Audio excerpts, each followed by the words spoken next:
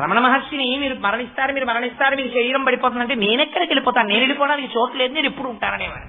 ఆయన ఆత్మస్థితిగతులు కనుక ఆయన వెళ్ళిపోతానని చెప్పలేదు. మీకెందుకు అర్థం అవ్వట్లేదు సీమోల్లంఘన అని అడిగారు ఆయన. మీరు ఎందుకు ఆత్మస్థితిని పొందడం లేదని బాధపడ్డారు ఆయన.